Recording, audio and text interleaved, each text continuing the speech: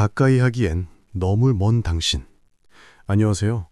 오늘은 여러분의 일상에서 느끼는 미묘한 감정을 이야기해 보려 합니다. 지난주 한 지인분께서 이런 말씀을 하셨습니다. 요즘 사람들을 만나는 게 편해졌어요. 예전처럼 끈끈하게 지내지 않아도 서로 불편하지 않더라고요. 그 말을 듣는 순간 고개가 끄덕여졌습니다. 우리는 오랫동안 가까워야 좋은 관계라고 믿어왔습니다. 자주 만나고 모든 것을 나눠야 진짜 사이라고 생각했습니다. 하지만 이제는 압니다. 적당한 거리가 오히려 관계를 더 오래 지속시킨다는 것을 말입니다. 여러분도 혹시 누군가와 너무 가까워져서 오히려 불편했던 경험이 있으신가요? 오늘 이 이야기를 끝까지 들으시면 왜 거리두기가 때로는 더 나은 선택인지 이해하시게 될 것입니다.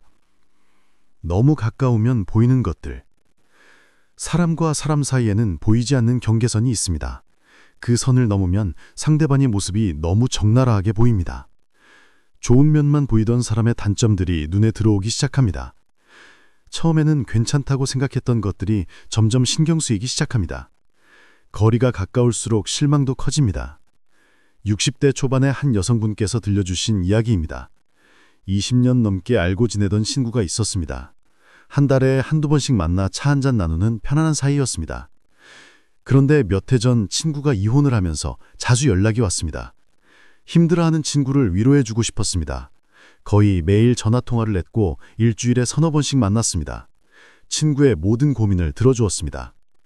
처음에는 괜찮았습니다. 친구를 도와준다는 생각에 보람도 느꼈습니다.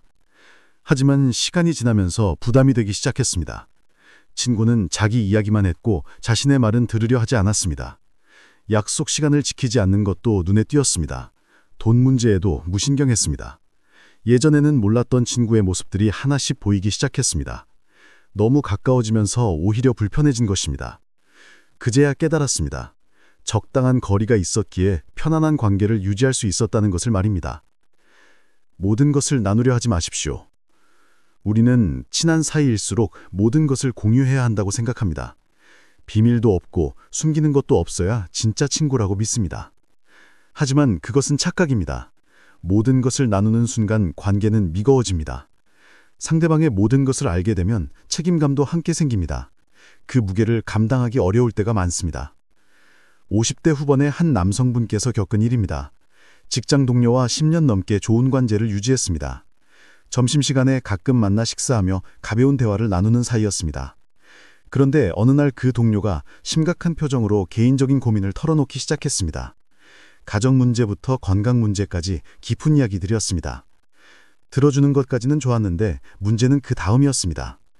동료는 그날 이후 수시로 연락해서 상담을 요청했습니다. 퇴근 후에도 전화가 왔고 주말에도 만나자고 했습니다. 고민을 들어주다 보니 어느새 자신도 그 문제에 깊이 개입하게 되었습니다. 조언을 해주면 따르지 않으면서 계속 같은 고민만 반복했습니다. 점점 부담스러워졌습니다. 예전의 편안한 관계가 그리워졌습니다. 너무 깊은 이야기를 나누면서 오히려 관계가 무거워진 것입니다. 모든 것을 나누는 것이 좋은 관계가 아니라는 것을 배웠습니다. 간섭과 관심의 미묘한 경계. 가까운 사이일수록 상대방의 일에 관심을 갖게 됩니다. 그 관심이 때로는 간섭이 됩니다. 좋은 의도로 하는 말이지만 상대방에게는 참견으로 들립니다. 적당한 거리가 있으면 서로의 영역을 침범하지 않게 됩니다. 그것이 오히려 관계를 건강하게 유지하는 비결입니다. 60대 중반의 한 어머니께서 들려주신 경험담입니다. 결혼한 딸과 같은 동네에 살게 되었습니다. 가까이 있으니 자주 왔다 갔다 했습니다. 처음에는 좋았습니다. 손주도 자주 볼 수 있고 딸도 가까이 있어서 든든했습니다. 하지만 시간이 지나면서 문제가 생기기 시작했습니다. 너무 자주 가다 보니 딸의 살림살이에 이것저것 말하게 되었습니다.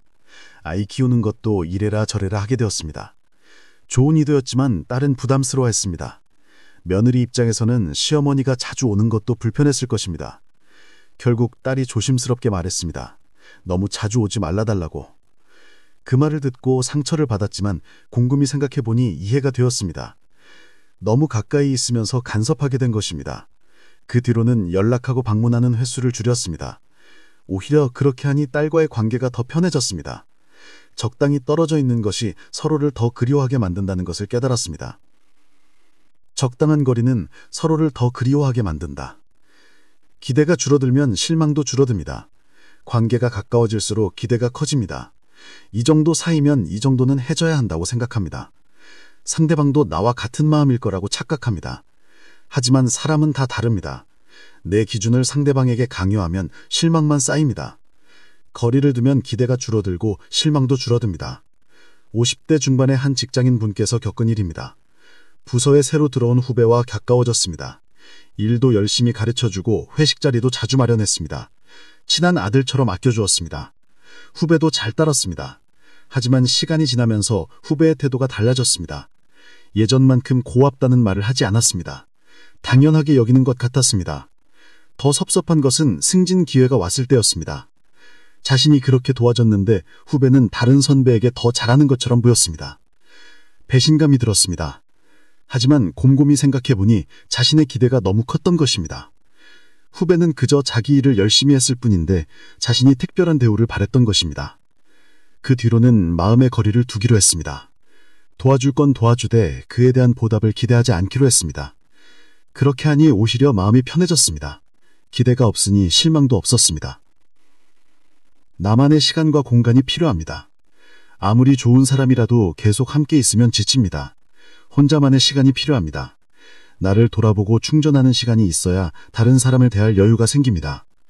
적당한 거리는 각자의 시간을 존중하는 것입니다. 그것이 관계를 건강하게 유지하는 비결입니다. 60대 중반의 한 부부께서 들려주신 이야기입니다. 은퇴 후 하루 종일 함께 있게 되었습니다. 처음에는 좋았습니다. 평생 바쁘게 살다가 여유를 갖게 되어서 행복했습니다. 하지만 몇 달이 지나자 서로 답답해지기 시작했습니다. 남편은 아내가 자기 일거수일투족을 챙기는 것이 부담스러웠습니다. 아내는 남편이 계속 집에 있으니 자기 시간이 없어서 답답했습니다. 작은 일로 부딪히는 횟수가 늘었습니다. 심지어 이혼까지 생각했습니다. 평생 잘 살아왔는데 은퇴 후에 문제가 생긴 것입니다. 상담을 받고 나서 깨달았습니다. 서로 거리가 필요하다는 것이 말입니다. 남편은 낮 시간대에 도서관이나 복지관에 나가기로 했습니다. 아내는 친구들을 만나거나 취미활동을 하기로 했습니다. 각자의 시간을 갖기 시작하면서 관계가 다시 좋아졌습니다. 저녁에 만났을 때 할 이야기도 생기고 서로가 더 그리워졌습니다. 적당히 떨어져 있는 것이 오히려 사랑을 유지하는 비결이었습니다. 의무감이 아닌 자발성으로. 가까운 관계일수록 의무감이 생깁니다. 만나야 한다, 연락해야 한다는 부담이 생깁니다. 진짜 만나고 싶어서가 아니라 안 만나면 서운해할 것 같아서 만납니다. 그런 만남은 피곤합니다. 적당한 거리를 두면 의무가 아닌 자발적인 만남이 됩니다. 진짜 보고 싶을 때 만나게 됩니다. 50대 후반의 한 여성분께서 들려주신 깨달음입니다. 친척들과의 관계가 늘 부담스러웠답니다. 명절마다 만나야 하고 경조사마다 가야 했습니다. 의무감으로 하다 보니 즐겁지 않았습니다. 그러다 몇 년 전 용기를 내서 거리를 두기 시작했습니다. 꼭 가야 하는 자리만 가고 나머지는 정중히 사냥했습니다. 처음에는 눈치가 보였지만 시간이 지나자 편해졌습니다. 놀라운 것은 오히려 관계가 나아졌다는 것입니다. 의무감으로 억지로 만날 때보다 진짜 만나고 싶을 때 만나니 대화도 더 잘 통했습니다. 서로에게 부담을 주지 않으니 만남 자체가 즐거웠습니다. 횟수는 줄었지만 질은 높아졌습니다. 가까운 사이라고 해서 자주 만나는 것이 능사가 아니라는 것을 배웠습니다. 자발적으로 만나고 싶을 때 만나는 것이 더 의미 있는 관계라는 것을 깨달았습니다. 비교하지 않는 여유. 관계가 가까우면 자연스럽게 비교하게 됩니다. 저 사람은 이런데 나는 왜 이럴까 하는 생각이 듭니다. 상대방도 나를 누군가와 비교할 것 같아서 신경 쓰입니다. 적당한 거리가 있으면 비교에서 자유로워집니다. 각자의 삶을 인정하고 존중하게 됩니다. 60대 중반의 한 어르신께서 들려주신 이야기입니다. 동창회 모임에 열심히 다녔습니다. 그런데 만날 때마다 불편했습니다. 서로의 자녀, 직장, 재산을 비교했습니다. 누가 더 잘 사나 경쟁하듯이 자랑했습니다. 집에 돌아오면 기분이 좋지 않았습니다. 왜 굳이 만나서 상처받아야 하나 하는 생각이 들었습니다. 그래서 모임 나가는 횟수를 줄였습니다. 대신 정말 마음 맞는 친구 서너 명과만 가끔 만나기로 했습니다. 그 친구들은 비교하지 않았습니다. 있는 그대로를 인정해 주었습니다. 서로의 삶을 존중했습니다. 그런 만남은 편안했습니다. 자주 만나지 않아도 만날 때마다 즐거웠습니다. 많은 사람을 자주 만나는 것보다 마음 맞는 소수와 가끔 만나는 것이 훨씬 행복하다는 것을 배웠습니다. 적당한 거리가 비교의 유혹에서 벗어나게 합니다. 서로의 다름을 인정하는 지혜. 가까우면 상대방이 나와 비슷할 거라고 착각합니다. 같은 생각을 할 거라고 기대합니다. 하지만 사람은 누구나 다릅니다. 아무리 가까운 사이라도 완전히 같을 수는 없습니다. 거리를 두면 그 다름을 인정하기 쉬워집니다. 맞추려고 애쓰지 않아도 됩니다. 50대 초반의 한 자매 이야기입니다. 언니와 동생은 평생 가깝게 지냈습니다. 결혼 후에도 자주 만나고 연락했습니다. 하지만 나이가 들수록 생각의 차이가 커졌습니다. 자녀 교육관도 달랐고 정치 성향도 달랐습니다. 만날 때마다 의견이 부딪혔습니다. 서로 자기가 맞다고 우겼습니다. 자매 사이가 서먹해졌습니다. 어느 날 동생이 언니에게 솔직하게 말했습니다. 우리 조금 거리를 두고 지내자고. 자주 만나지 말고 명절이나 특별한 날에만 보자고 했습니다. 처음에는 서운했지만 그렇게 하기로 했습니다. 신기하게